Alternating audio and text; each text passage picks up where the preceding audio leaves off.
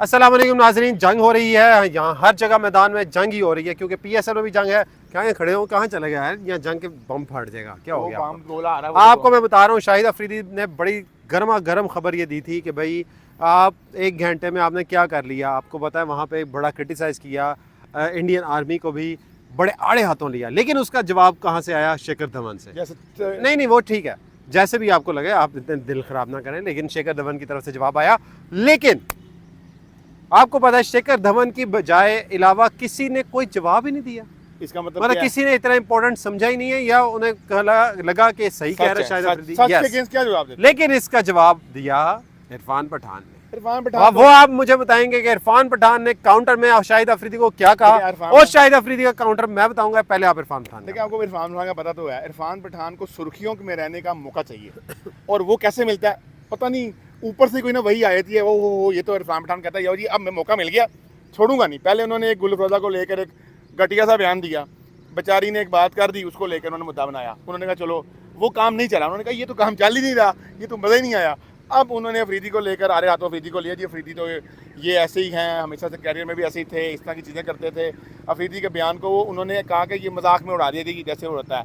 शेखर धवन ने तो चलो फिर कुछ रिस्पॉन्स दिया था आगे ना, कोई बात की थी उनके खिलाफ कि जी देखें अफरीदी वो हमने तुमको ये कर दिया, फलां जंग में ये कर दिया फलां। इरफान पठान ने तो चबले मारी और कुछ नहीं। अच्छा, इरफान पठान का ये चले, आपने अपनी एक इनपुट दे दी, इनपुट मैं भी देता जाऊँ कि इरफान पठान गंदी नाली का कीड़ा है। उसकी रीज़न ये है कि पहले उन्हें मुसलमान होने की वजह से आईपीएल से फारिग किया, फिर भी वो वही चाट रहे हैं जहाँ से उन्हें डस लगा।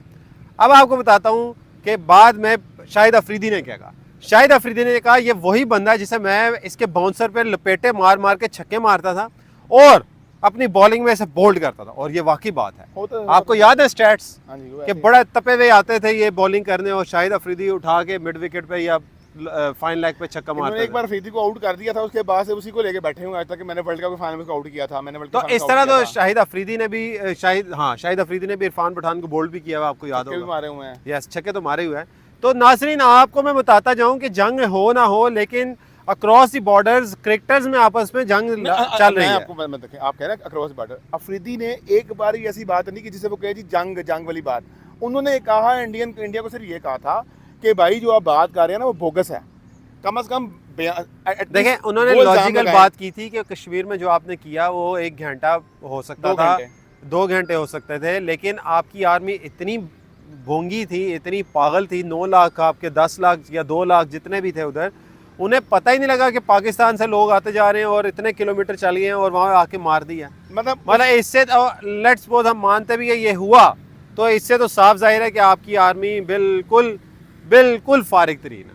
ये बात उसके बाद मोदी सरकार की बुखलाहट, उन्होंने फायर कर दिया, चैनल बैन कर दिए, हमारे प्लेयर्स एक शरीफुल नफ्स इंसान बाबर आजम का चैनल ब्लॉक कर दिया, उसके बाद हानिया आमिर का ब्लॉक कर दिया चैनल।